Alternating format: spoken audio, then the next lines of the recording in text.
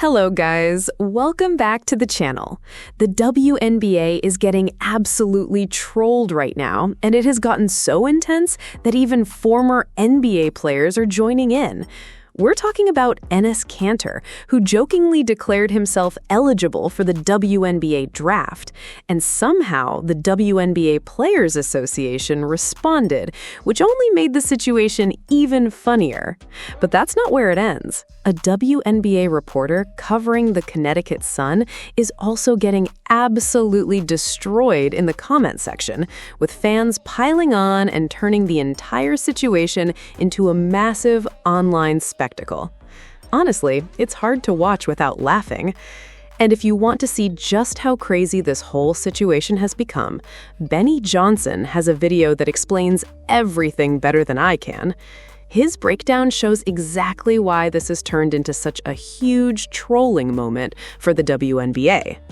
This is me every single time we get a chance to force a woke libtard to live by their own rules, enforce their own value system on them, and they will be destroyed.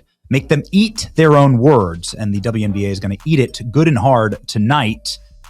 Compliments of an NBA superstar who has decided to switch teams and leagues entirely and will break the WNBA forever. Starting with Sophie Cunningham, who's become an outspoken advocate for women in women's sports. Sophie Cunningham said the thing you're not allowed to say, which is that women's sports should simply be for women. And wouldn't you know it, young women have now lined up for hours in order to thank her for giving them a hope and a future so that creepy old biological men don't get forced into their locker rooms or on top of them in a field of play. And now Sophie Cunningham has become a rock star. All she said was, I want to protect young girls in a locker room, young girls in a sport who shouldn't have to go against biological men. That's because biological men are stronger and faster and have more capacity to gain muscle and have virtually every physical advantage on your average woman. Now, there are edge cases, of course. There are some very strong and very fast women. There are some very slow and very fat men. But on average, there is a massive biological advantage between the sexes. Now, Sophie Cunningham probably came to this conclusion when she was hit by a dildo in Dildogate, Dildo-mageddon, last season in the WNBA. See that happening right here. I don't know. But I can tell you this, she's not backing down. Sophie Cunningham says, don't care, I don't dislike anyone. But I'm also here to love biological women and to defend them and to protect them from the predators that would infest our league and destroy it. Now, to thank Sophie Cunningham, the league's woke, libtard players and coaches started to wear We Love Trans Kids. We see Cheryl Reeve wearing a shirt today in support of trans kids. Trans kids belong on the shirt. Trans kids belong because the official stance of the WNBA is that biological men should be allowed to play in the WNBA. Okay.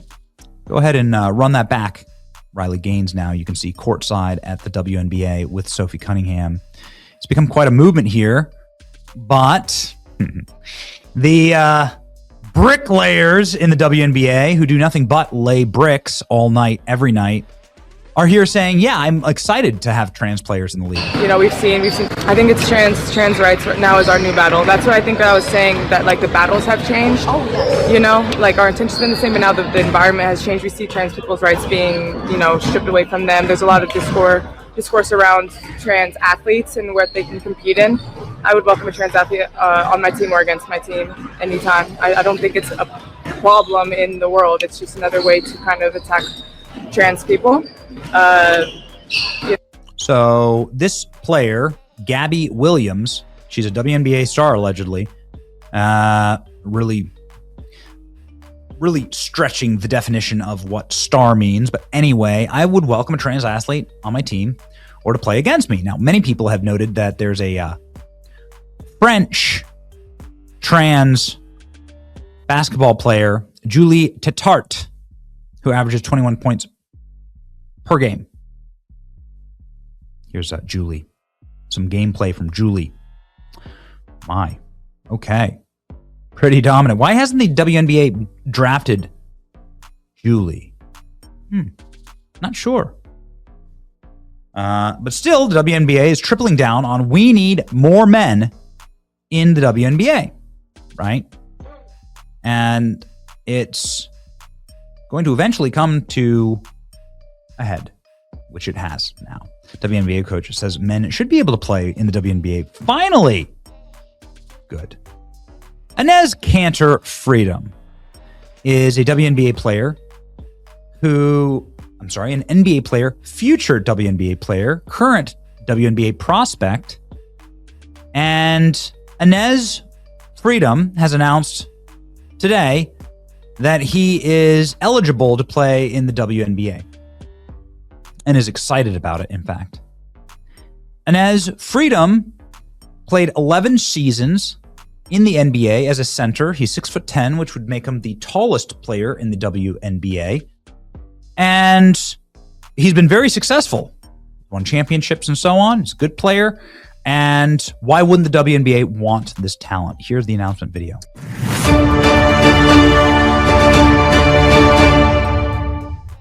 After careful consideration and reviewing the current eligibility guidelines, I am officially declaring myself a WNBA prospect.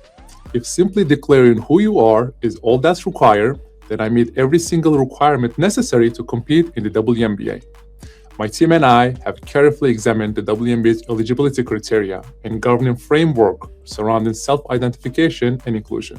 Based on the current guidelines, I can and am officially declaring my eligibility for the upcoming WNBA draft in May 2027. I am definitely not here to mock, make fun of, or disrespect any community or personal choices. I am simply asking that the current rules be applied equally to everyone. The rules that represent the very values many WNBA players and coaches have publicly advocated for. My team and I are prepared to ensure these guidelines are applied equally, consistently, and without exception. And I look forward to the WNBA honoring its stated principles. See you at training camp. Okay. Exciting stuff here. So Enes Freedom, who again is 250 pounds and a center and has a distinguished NBA record, who would be the tallest player or the same height as the tallest player in the WNBA, has officially announced. Former first round Enes Kanter Freedom has declared for the WNBA draft. We called him Big Turkey when he played here in Utah. Imagine Enes Kanter, Caitlin Clark, and Sophie Cunningham on the same team. Enes Kanter has declared for WNBA. This is the way. Let's go. Amazing. Well done. Congratulations. Look forward to the WNBA's response. Since the WNBA has made it their position on transgender athletes clear, this should apply the same standards. Selective enforcement based on political convenience raises the question, is the WNBA a serious league? By its own logic, denying him is a hate crime. That's right. He's also black, right? Or Turkey, so Arab. Wouldn't that be racist too?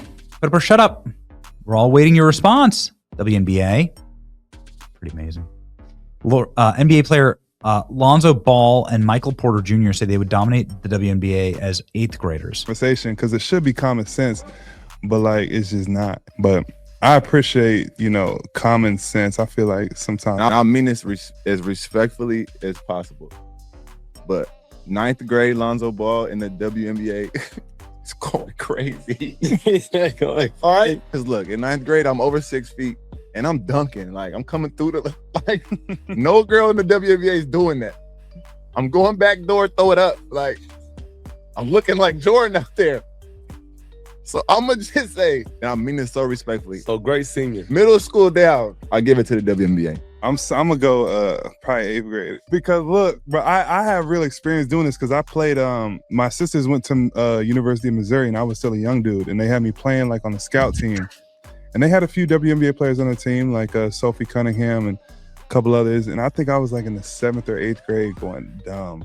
I'm talking about like, so I have real life experience. Like, Too bad. WNBA is not going to be able to run away from this one. All of these woke activists that are constantly hyping the trans issues that never had to play against biological men, or when they did, like Megan Rapinoe, played against a bunch of 8th graders, a bunch of 15 and unders, men's soccer team in Dallas, and they lost, I think, like 16-0. Okay. They were Olympians. So good luck, right? Like, make them live by their own rules. This is how you destroy woke. Make them live by their own rules. Okay. You want men in the league? All right. Here's a number 1 draft prospect, NBA champion, center for 11 years. Would probably sell some tickets, to be honest with you. Would probably bump tickets out. It would probably be good for business, right? Take a bunch of old NBA players and toss them in the WNBA. Shout out to Post Benny Johnson.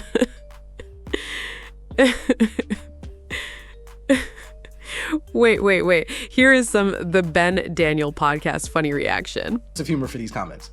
Wow, why are you so hateful and bigoted? Clearly you didn't read the WNBPA statement on stopping this kind of demonization. Shame on you.